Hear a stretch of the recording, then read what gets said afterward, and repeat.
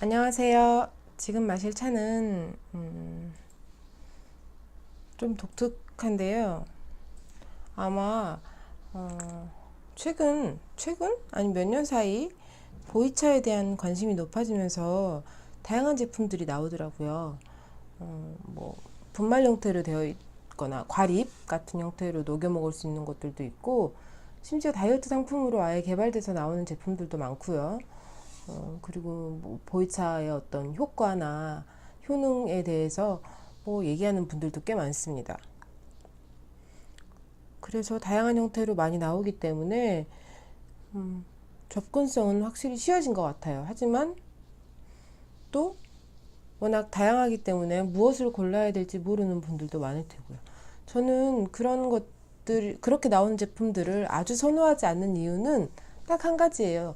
그 제품이 뭐 질이 떨어진다거나 뭐 이런 게 아니고, 제가 숙차를 덜 선호하기 때문에 그런 제품들을 덜 찾습니다. 대부분 그런 제품들은 보이 숙차로 만들어져 있는 거거든요. 그래서 아무래도 덜 찾게 되지 않나 싶습니다. 그리고 그냥 따뜻하고 편안한 음료를 찾는다면 저는 그렇게 편리한 형태로 나온 제품들도 나쁘지 않다고 생각해요. 카페인 어느 정도 있고 따뜻한 음료. 우리가 커피를 찾는 이유가 그것이라면 대체될 수 있다고 생각합니다. 하지만 커피에는 또 다양한 맛과 풍미들이 있으니 또 즐겨 찾으시는 것이기도 하지만요. 오늘은 사실 요즘 컨디션이 썩 좋지 않아서 차를 우리기는 약간 부담스럽지만, 근데 또 따뜻한 차가 마시고 싶잖아요. 그래서 편하게 마시기 위해 가져온 건데요. 이거는 보이 숙차로 만든 고예요. 차 고인데, 이거는 그 숙차를 농축을 해서 그거를 뭐 이렇게 곤다는, 우리 한약 곤다고 하잖아요. 약재들 그런 것처럼 고농축으로 만들어서 수분을 날린 거겠죠. 수분을 빼면 그 응축이 되겠죠. 그런 제품이거든요. 그래서 그대로 넣으면 보이 숙차처럼 마실 수 있습니다. 이 제품은 좀 특별하게 대부분 숙차로 만드는 차고나 차고 분말들은 조금 맛이 아쉬운 제품들이 많아요. 왜냐하면 음용하기 편한 것에 가장 중점을 두었기 때문에 아무래도 그렇고요. 근데 이 차는 특이하게 고수차로 만든 고수 숙차예요. 그러니까 좀 아무래도 가격대가 높고요. 그 대신 마셔보니 제가 마시기에는 맛은 괜찮았어요. 이렇게 마치 초콜릿, 미니 초콜릿처럼 되어 있죠. 이걸 하나 퐁당 넣고, 이렇게 큰 저그가 왜 필요하냐라고 말씀하시면 이걸로 부족합니다. 저걸로 원하시는 농도에 따라 다르겠지만 1리터까지는 충분히 우러나는 것 같아요. 저는 뭐 아주 사약 같은 차를 원하진 않거든요. 자, 그러면 뜨거운 물을 넣어보면 벌써부터 우러나는 게 보이시나요? 우러나죠. 이게 그냥 녹는 거예요. 따로 휘저을 필요도 없고.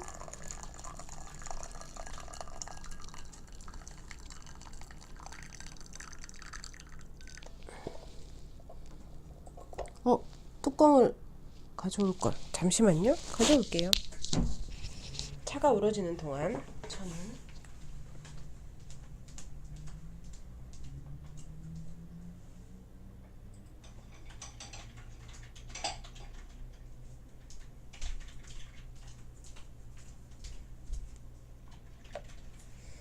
아무래도 이렇게 해두면 더 잘 우러나겠죠.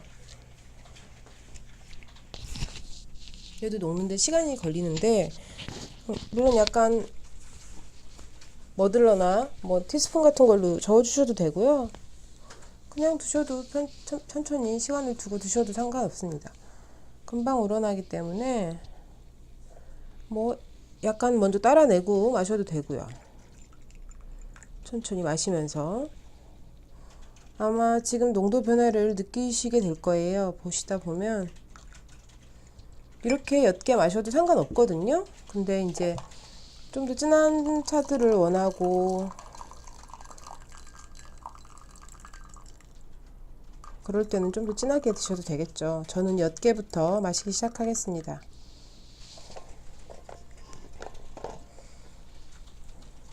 이 저그가 500ml는 된다고 알고 있고요. 이 저그를 한번 가득 채웠다가 물을 조금 더 부었죠. 그리고 아마 제가 준비해둔 보온병에 있는 물을 더 붓게 될 것 같아요.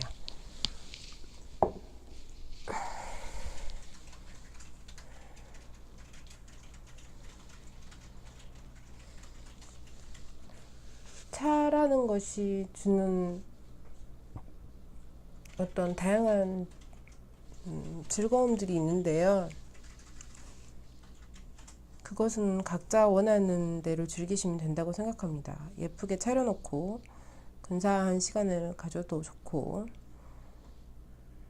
또 어떤 다정한 사람들과 가까운 사람들과 어떤 다정한 시간을 보내도 좋고, 그런 매개를 이용하셔도 좋고요.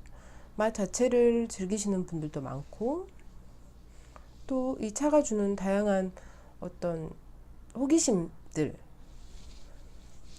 제일 뭐 즐거워하는 분들도 계실 테고요. 저는 다 좋은데 일단 제 가장 첫 번째는 제가 몸이 차갑기 때문에 따뜻한 음료가 필요하고, 그런 음료로서 다양한 것들을 마셔봤지만 너무 단 것도 싫고 그렇다고 너무 그냥 물만 마시기에는 조금 잘 안 넘어가고요. 한계가 있고, 다양한 대용차들이나 뭐 이런 차들을 많이 마셔왔는데 저는 이 카멜리아 시넨시스로 만든 차가 제일 맞았어요. 그래서 뭐 홍차, 보이차, 청차 뭐 이런 것들 다양하게 마셔오고 있고요. 덕분에 쭉 마시다 보니 또 차에 또 다양한 즐거움들이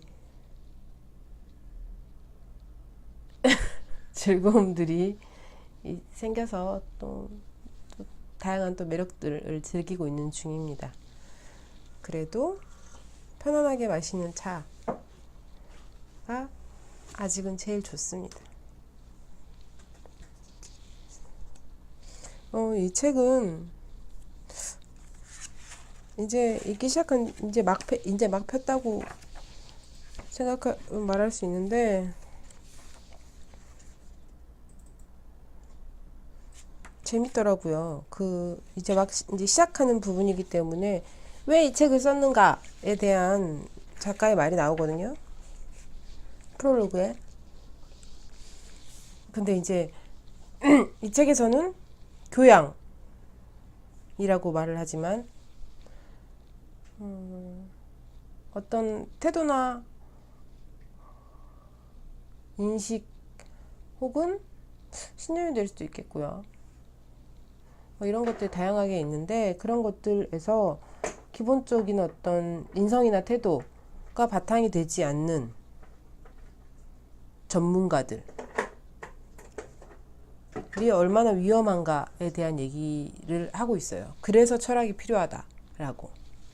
그것이 바탕이 되지 않는 전문가들은 그저 어떤 개인으로서만 존재하고 개인의 욕구와 성장과 발달과 뭐 이런 것들로만 존재하기 때문에 위험하다는 거죠.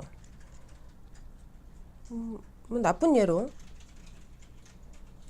핵무기를 개발하는 과정에 대한 책을 읽은 적이 있거든요. 그 당시에 전쟁 당시에 과학자들 핵을 막 발견을 하고 이런 것들이 무기화되는 것에 대해 두려움을 가졌던 과학자들과, 또 그것을 그냥 어떤 과학적으로만 접근했던 과학자들, 어떤 자기의 흥미와 성과와 성취로 접근했던 과학자들, 놓고 보면 우리가 확실히 느낄 수 있어요. 이게 남의 얘기거나 먼 얘기가 아니고 얼마나 철학, 가치, 인성, 태도 이런 것들이 얼마나 중요한지에 대해서 우리는 종종 있거든요. 왜냐하면 당장 눈앞에 보이는 목표, 드러나는 성과는 그런 것들이 좌우되지 않으니까요. 근데 인간은 홀로 존재하진 않잖아요. 유기적으로 존재하고 사회 속에 있기 때문에 결국 서로 영향을 받습니다.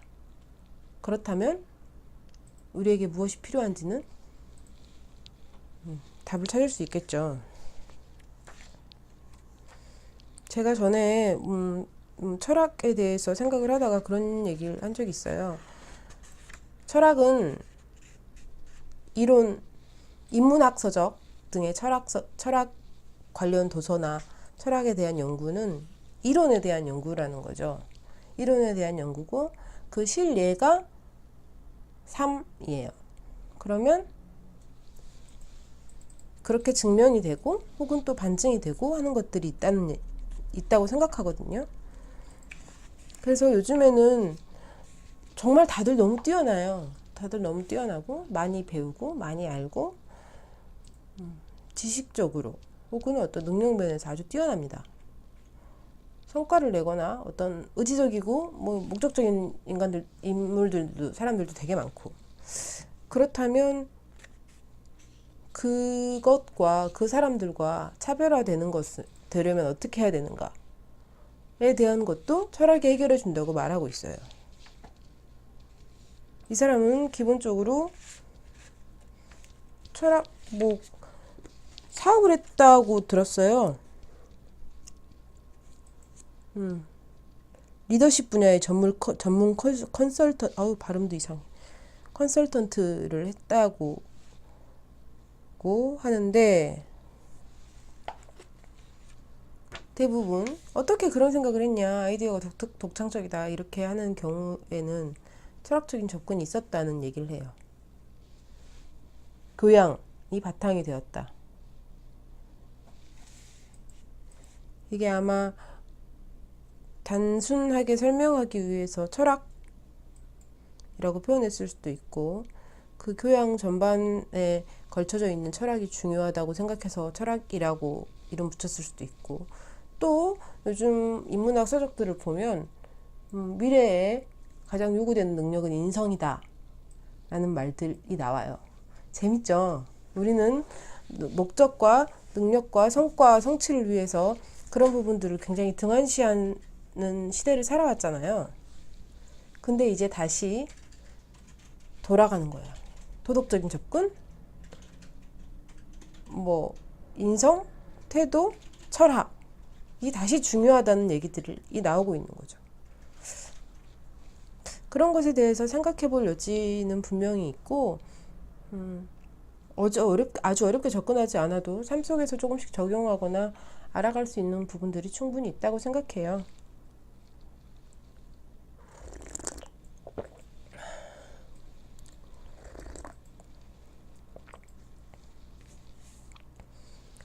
이것은 철학적인 내용이라기보다는 철학이 왜 필요한가? 철학을 어떻게 적용하는가? 철학을 어떻게 배워야 되는가에 대한 지극히 현실적인, 지극히 어떤 방법론적인 것들을 제시하고 있는 책처럼 보이더라고요.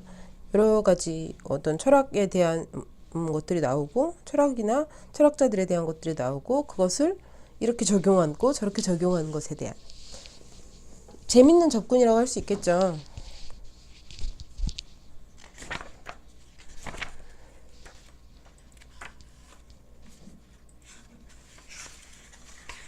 첫 챕터가 사람에 대한 핵심 컨셉, 왜 이 사람은 이렇게 행동할까에 대한 접근으로 철학자들이 니체, 융, 에드워드 대신 누구죠? 아리스토텔레스, 칼뱅, 존 로크, 에리 브롬, 프레드릭 스키너, 사르트르, 한나 아렌트, 메슬로는 누구죠? 이름도 안 들어본 사람들도 꽤 많습니다.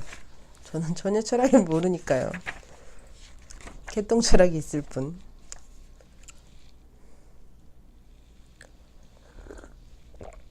옅은 상태에서는 그냥 거의 물처럼 마실 수 있고요.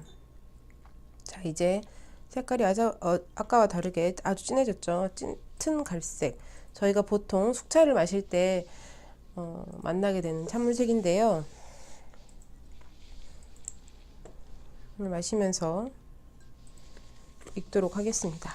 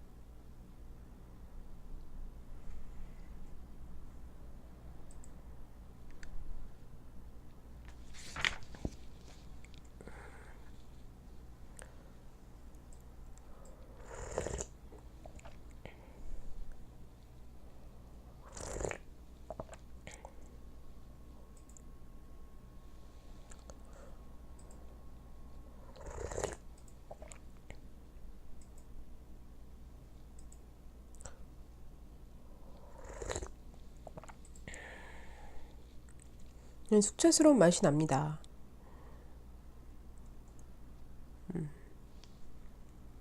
아마 우려지고 있는 것은 이것도 다 끝까지 우려난 게 아니라서 더 진하게 우려날 텐데요. 다음에는 어떤지.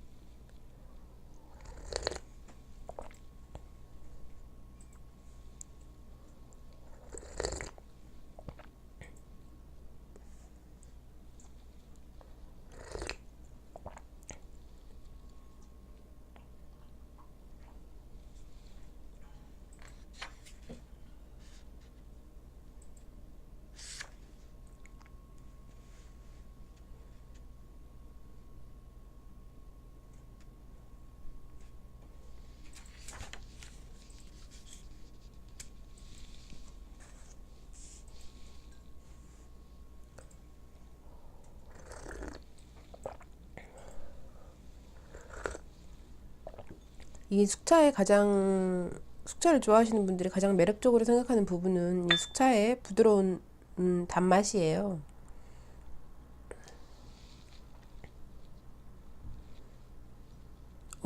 보이실까 모르겠어요. 아주 시커먼 물이 보이죠?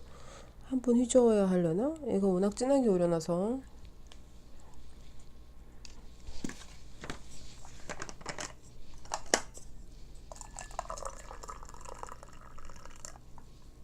마치 커피색처럼 진한.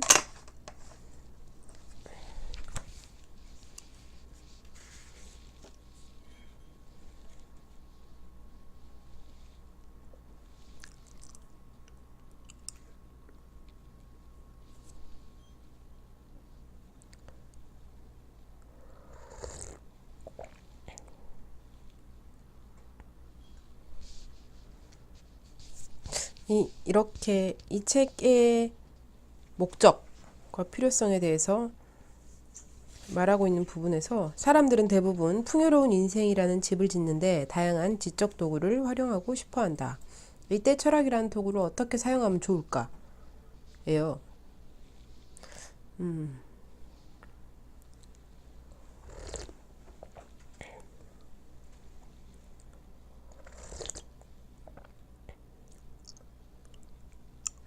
철학 입문서이면서 자기계발서고 실용도서인 셈이죠.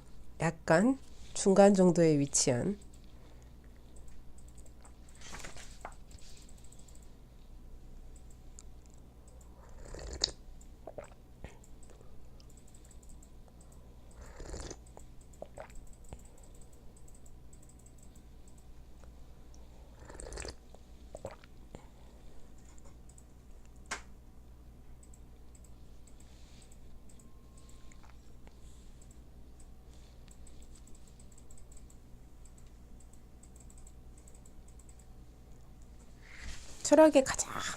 철학을 공부할 때 가장 큰 장점은 통찰력이라고 생각해요. 물론 그게 쉽게 생기진 않겠지만.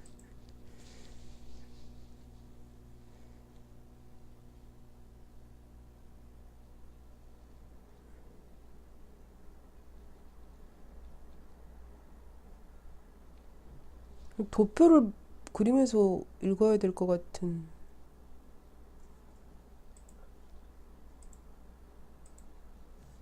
모든 철학자의 생각은 두 가지 축으로 정리된대요. 물음의 종류, what, how. 배움의 종류, 프로세스와 아웃풋. 세상은 무엇으로 이루어졌는가? 무엇에 대한 물음이고요. 우리는 어떻게 살아가야 되는가? how의 물음이래요. 이런 식으로 도식화할 수 있는.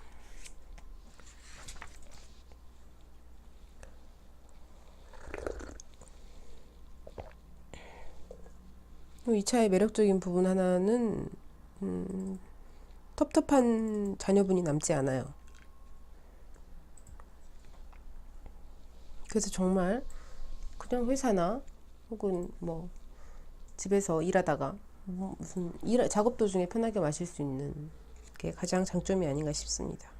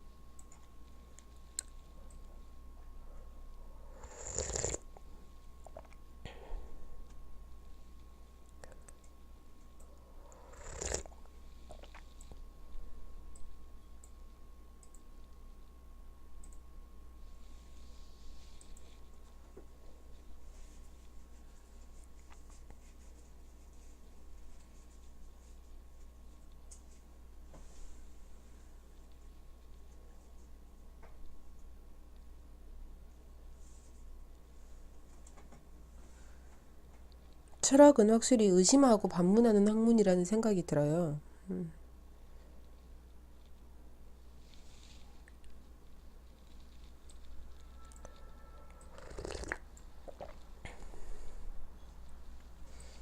아낙시만드로스라는 이상한 이름의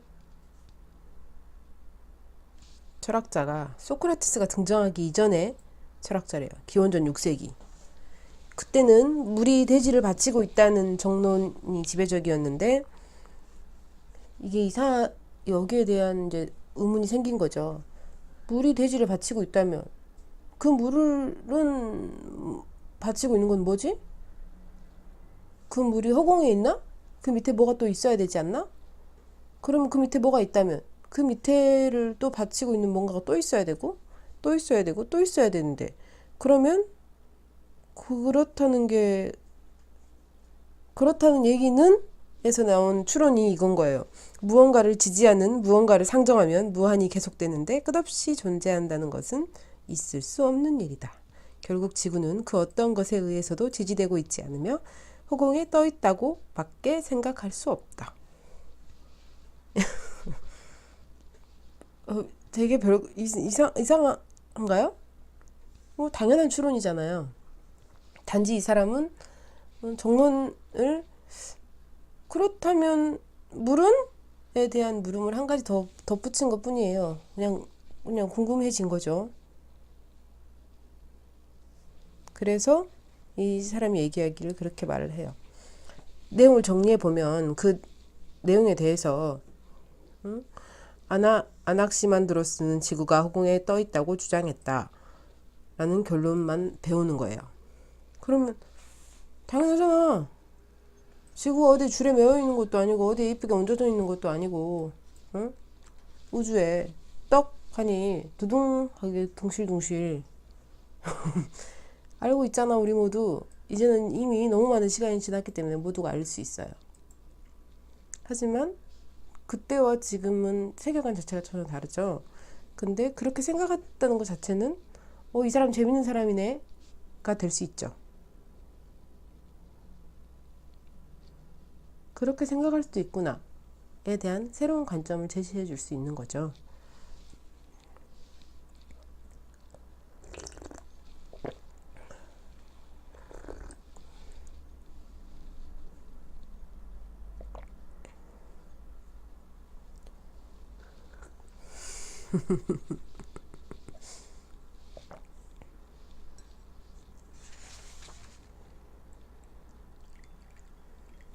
이제 정말 커피색 같은 진한, 뒤에는 사약 같은 진한.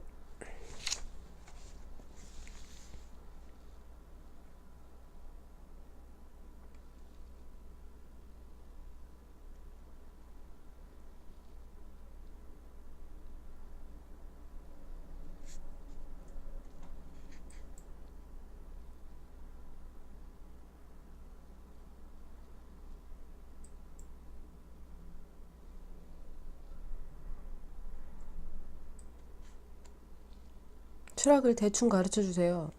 니체에 대해서 대충 알려주세요. 라고 말하면 그 사람 좀 이상한 사람이야 정도로 끝낼 수밖에 제대로 알려주기는 약간 애매하지 않나 싶습니다.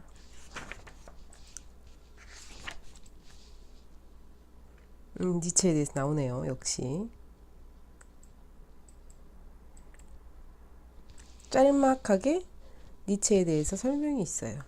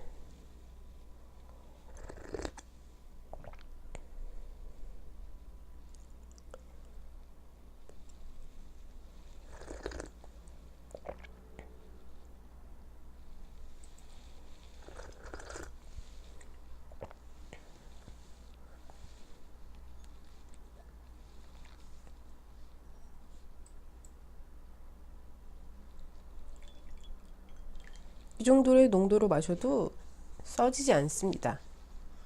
색깔만 봐서는 전하 어찌하여 저에게 사약을 내리시나이까 수준이지만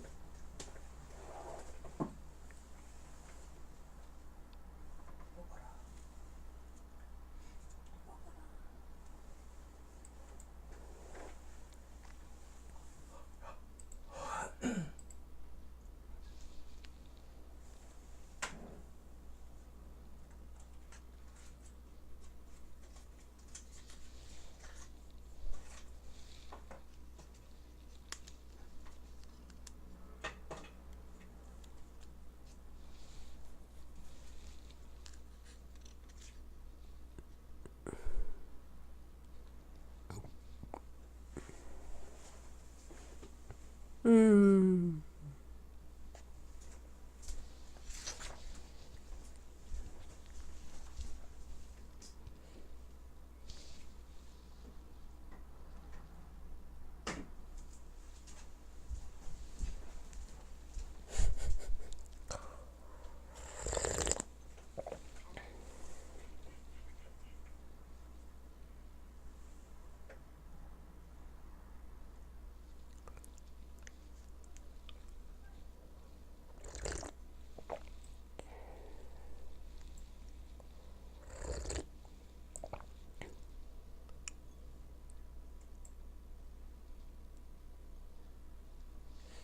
르상티망에 대해서 알고 계시나요?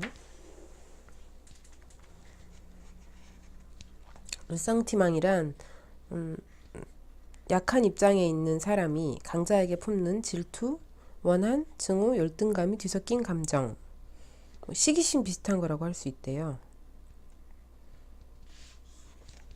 그것에 대해서 여기서는 우리가 소위 말하는 명품을 구입하거나 어떤 무엇과 비교해서 자꾸 생각한다거나 이런 것들도 거기에 포함될 수 있다. 그리고 르상티망이라는 것이 자기의 진정한 본래의 욕구인지 아니면 타인에 의한 어떤 르상티망인지 판별할 수 있어야 된다는 거죠. 그래야만 자기다운 인생을 살 수 있대요. 나의 진정한 욕구와 어떤 약간의 시기심이나 질투에서 비롯된 어떤 그 반발심 같은 욕구들, 뭔가 그것을 가지면 뭔가 같은 레벨이 된 것 같은 어떤 그 열등감의 작용이기 때문에 그것을 획득해야지만이 그 열등감이 사라지는 거죠. 그것을 쟁취해야지만이 그 시기심이 사라지는 거예요. 그렇다면 근본적인 욕구와 그 차이를 어떻게 구별할 수 있을까요?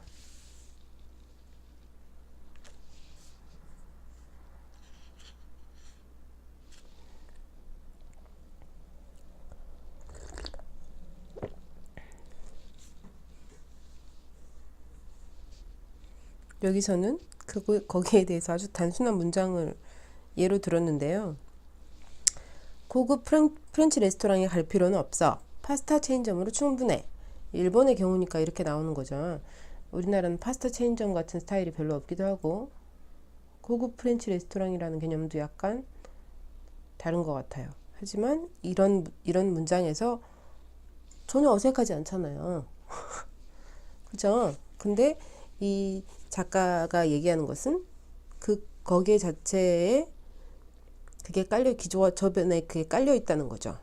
프렌치 레스토랑은 뭔가 고급이고 뭐 성공한 사람들이 가고 어떤 고급 입맛을 가지고 있고 뭐 이런 취향이 약간 우아하고 하지만 뭐 파스타 체인점은 그냥 대충 파스타 먹으러 친구들끼리 가볍게 갈 수 있는 것에 대한 대비가 되어 있고 사실은 현실은 파스타 체인점을 가고 있지만 사실은 고급 프렌치 레스토랑을 가고 싶은 욕구가 있다는 거죠. 그게 과연 그냥 한번 거기를 가봤으면 하는 것인가 아니면 르상티망에 대해 비롯된 것인가에 대한 얘기인 거예요. 이렇게 말할 필요 없이 만약에 그게 없다면 르상티망이 없다면 나는 프렌치 레스토랑에 별로 가본 적 없지만 파스타 체인점도 아주 맛있어. 나는 파스타 체인점이 좋아. 뭐 이렇게만 해도 될 텐데 굳이 고급 프렌치 레스토랑과 파스타 체인점을 들어서 그리고 충분이라는 단어를 사용해서 이게 해도 되지 않은 욕구를 드러낸다는 거죠. 이런 거 재밌지 않나요? 저는 왜 재밌죠?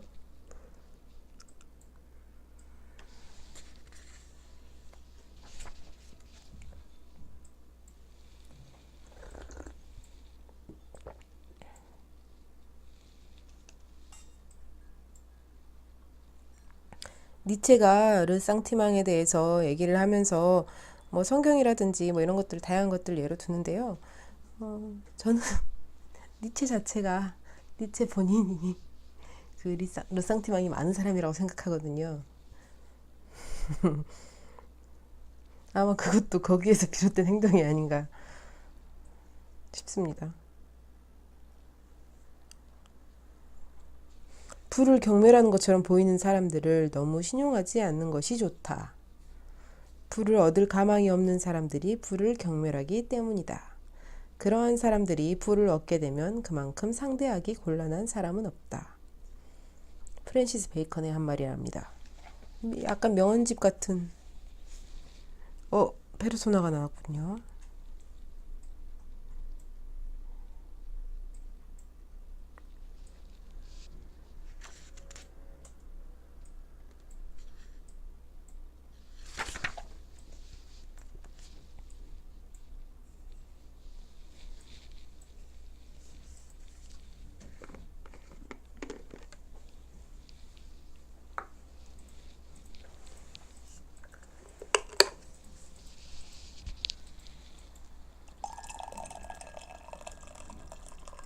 제가 계속 물을 보충하고 있는데 어째서 농도는 연해지지 않을까요?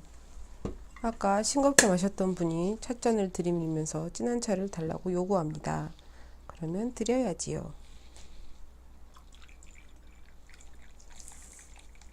과자도 뺏어갑니다. 많이 먹어라.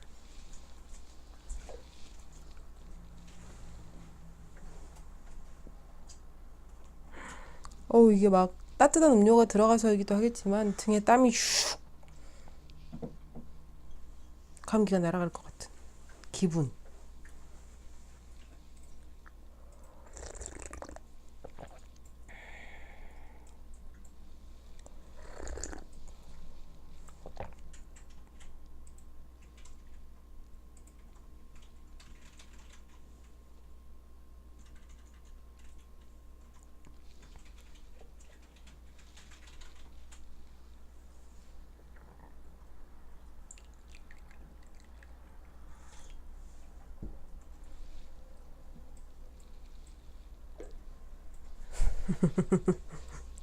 페르소나에 대한 부분을 읽고 있는데 페르소나 여기서는 페르소나를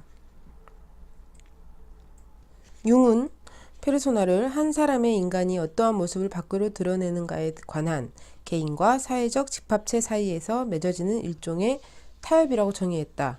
여기서 더 간단하게 실제 자신의 모습을 보호하기 위해 만들어낸 가면이 페르소나라고 이분은 정리를 했어요. 그러면 저희가 농담으로 친구들끼리 그런 얘기를 할 때가 있거든요. 실제 자아와 실제 나와 어디서 어떤 곳에서 뭐 직장에서의 나 혹은 어떤 다른 동아리나 뭐 어떤 이런 다른 관계에서의 나는 다르다. 사용하는 언어도 말투도 태도도 심지어 가치관까지도 약간씩 조절을 한다는 거죠. 그것은 본래의 나와 같은가 다른가 에 대한 문제. 근데 여기서는 이제 거기에 대해서 무조건 나쁘다고 말하는 게 아니에요. 그게 어느 정도는 필요하다는 거죠. 현대 사회생활을 해야 되니까. 나의 가치관, 나의 기준, 나의 태도, 나의 이것들을 모두 나는 원래 이러니까 너희들이 알아서 적응해라고 말하는 것은 어렸을 때 다정한 부모님에게 허용되는 얘기고요. 일종의 다중의 인격도 필요하다라고 말을 해요. 인간이 어느 정도 마음 편히 살고자 한다면. 변검을 쓰듯이, 변검 아시죠? 이렇게 중국식 가면이 휙휙휙 바뀌는 거 있잖아요. 그런 것처럼 뭐 정말 몇십 개, 몇백 개의 가면을 쓰고 착착착착 바꿀 수는 없겠지만 적당히 그거를 약간 일종의 사회화라고 말하기도 하잖아요, 사람들은. 그런 것에 대해서 얘기하고 있습니다.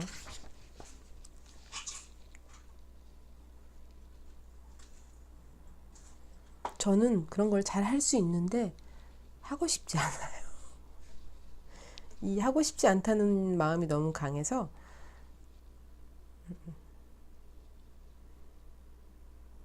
하고 싶지 않은 이유도 뭐 다른 어떤 도덕적인 뭐 어떤 높은 어떤 이상이나 뭐 이런 철학에 근거한 건 아니고요.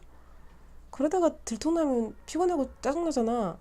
창피하고 이게 크거든요. 들통났을 때 말이 나오고 뒷얘기가 나오는 게 너무 싫으니까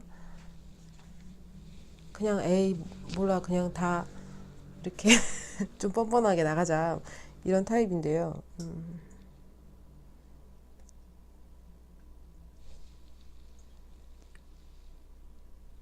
어느 곳에서나 똑같은 인격을 유지하는 것은 상당히 어려운 일이지만 그렇게 어떤 일관된 정체성을 가지고 있는 사람들은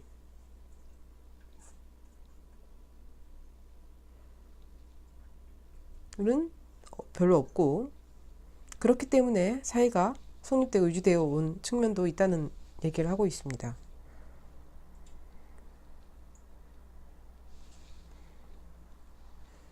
이렇게 읽다 보니까 제가 전혀 모르는 용어들이 등장을 해요. 약간 용어 해설집 같은 느낌을 받는데요, 저는.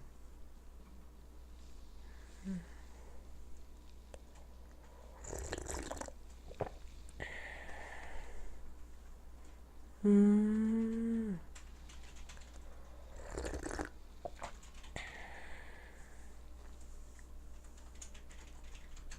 우리는 어느 정도 그런 것들을 구분을 해서 생활을 하잖아요. 사실 우리 한국 사회에서는 직장과 가정을 잘 구분하지 않고, 뭐, 가족도 독립을 해서 다른 가정을 이루면 이 가정과 저 가정이 완전히 분리돼야 되는데 그렇지 않는 경우들이 많잖아요. 그런데 요즘 휴대전화나 SNS들이 많아지면서 쫓아갈 수 있게 된 거예요. 공적인 관계에 놓여 있는 사람들. 말하자면 학교 다니는 학생들. 또 과거에는 학교에서 아무리 힘들어도 집에서는 분리될 수 있고 다른 외부에서는 분리될 수 있었는데 그렇지 못하는 경우들이 많아지고 있다는 거죠. 그래서 아예 숨을 곳을 없게 만드는? 무섭네요. 이렇게 생각하니까.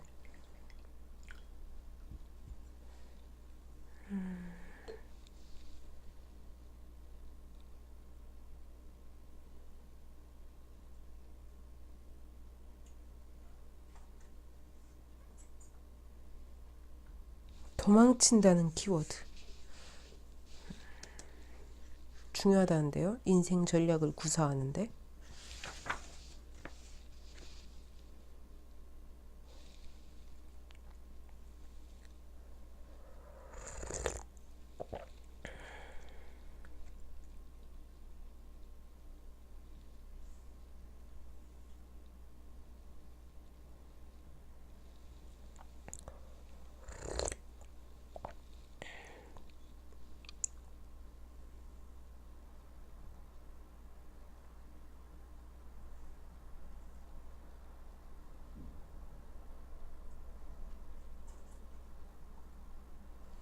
이 방법밖에 없나?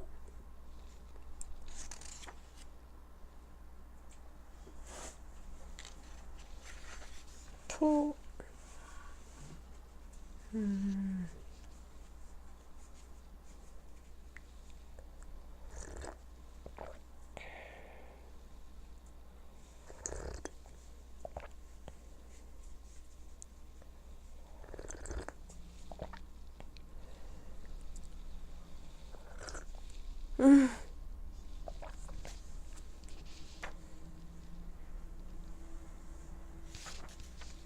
왜지?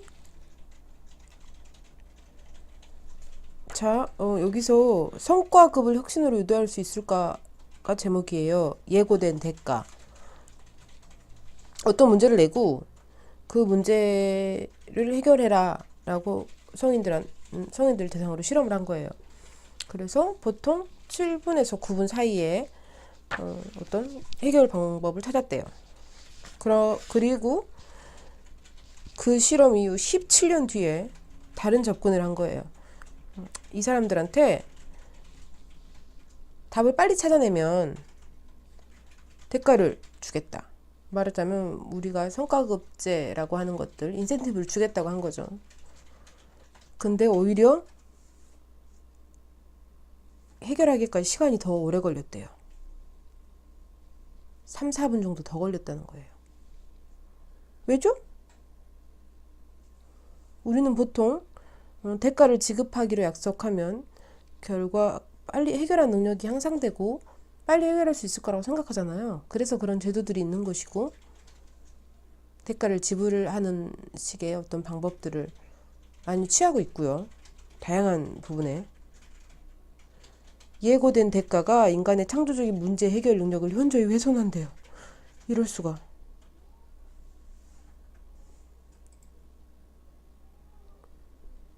자발적 동기죠.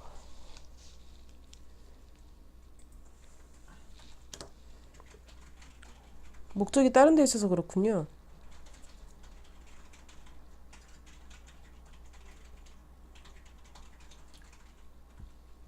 문제를 해결하는 것이 목적이 아닌 성과급을 받는 것이 목적이 되기 때문에 복잡하지 않나요?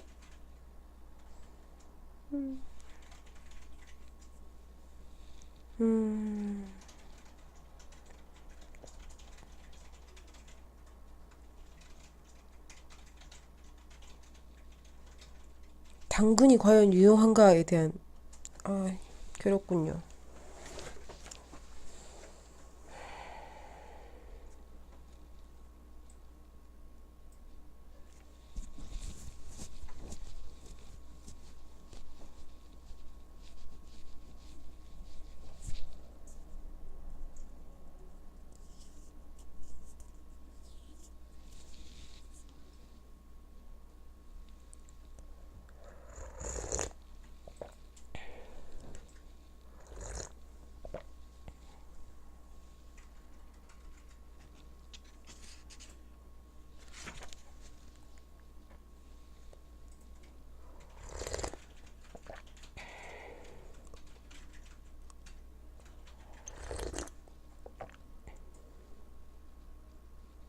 한 결론을 도출해내고 해결해가는 것이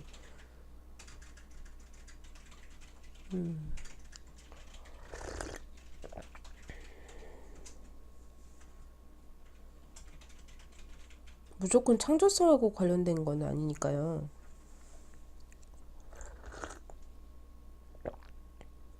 당근도 채찍도 의미 없다고 말합니다.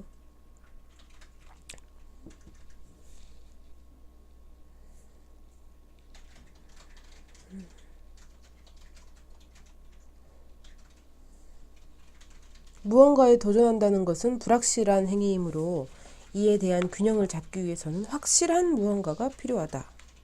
이때 문제가 되는 것이 안전기지이다.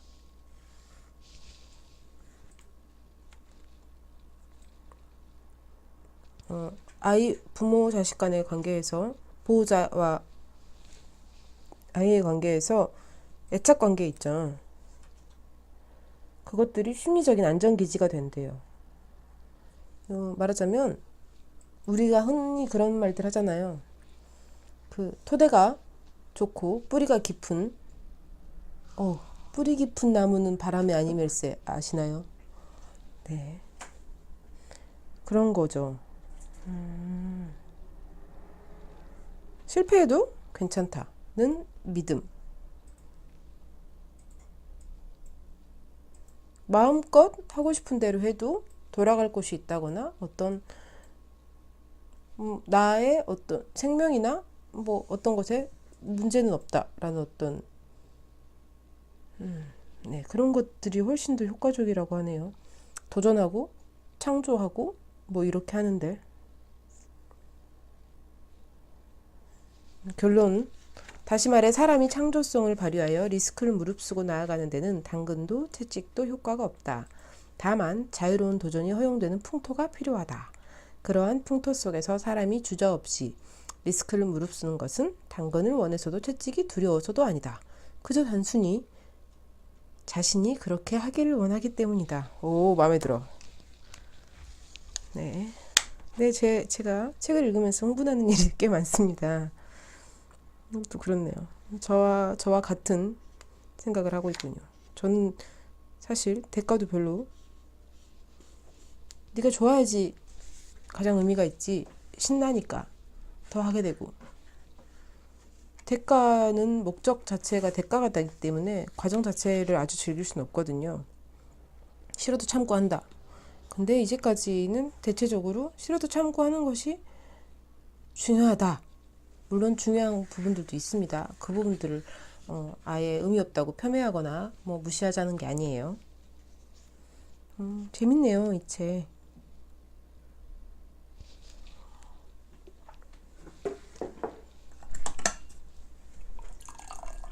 그렇죠. 제가 이 차를 2리터 이상은 너끈히 마시게 된다고 말씀드렸지요. 2리터가 아니고 1리터. 지금쯤 되니 다 풀어져 있습니다. 시커멓게 오로라를 뿜어내는 차고가 다 녹았어요. 다 녹아서 이제 그냥 편하게 마시면 되는데요. 이렇게 도자기 저그기 때문에 유리저그랑 빨리 식을 텐데 꽤 오래 보온이 유지되고 그냥 보온병에서 뜨거운 물을 붓고 있기 때문에 편하게 마실 수 있어요. 속닥속닥.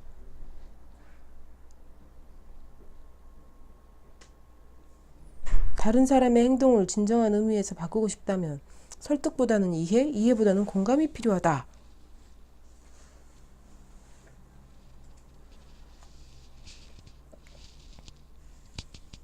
사람이 논리에 의해서 움직인다고 하는 것은 잘못 알고 있는 거래요.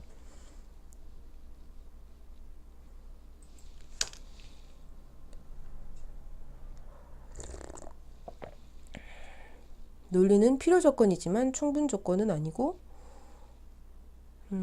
그것만으로는 사람을 움직일 수 없다. 제가 애청하던 TV 프로 알쓸신잡을 보는 것 같은 아리스토텔레스 선생님이 나오셨습니다.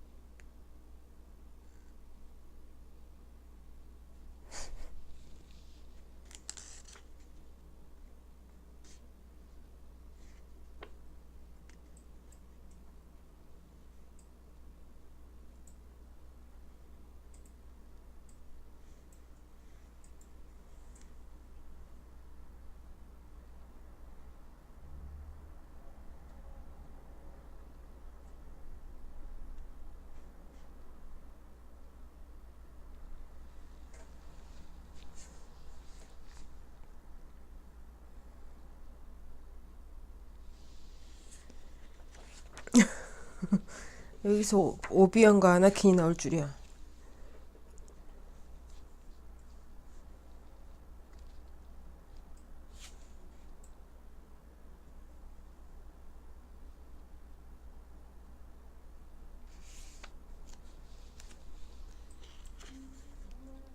음.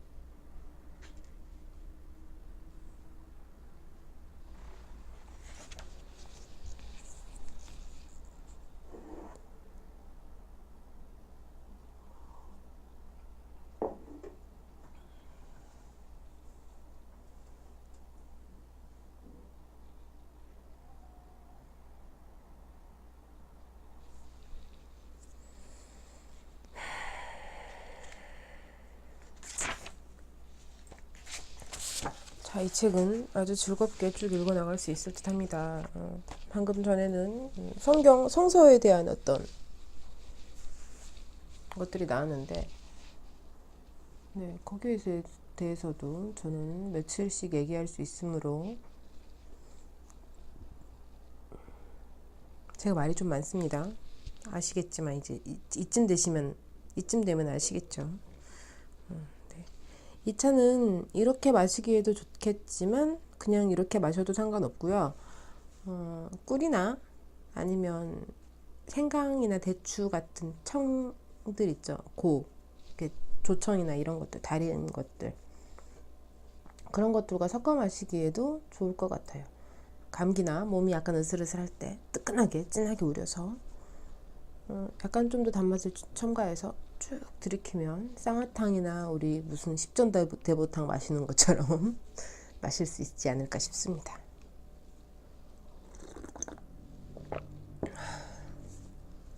그래도 이렇게 배부를 만큼 차를 마시고 나면 몸이 노골노골해지면서 금방이라도 레드썬하고 잠들 수 있을 것 같은 기분이 듭니다.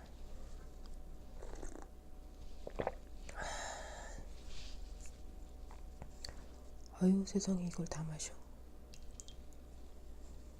라고 스스로에게 놀리면서 오늘 인사를 맺는 인사를 하겠습니다. 늘 감사하게 생각하고 있습니다. 한 분이든 두 분이든 도와주시는 분이 계시다는 게 사실 제게는 꽤 의미가 있어요.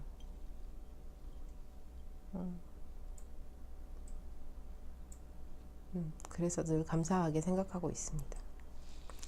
오늘도 함께 해주셔서 감사합니다. 다음에 이 책과 또 남은 만전 두 종의 차들을 마시는 것으로 또 찾아뵙겠습니다. 감사합니다.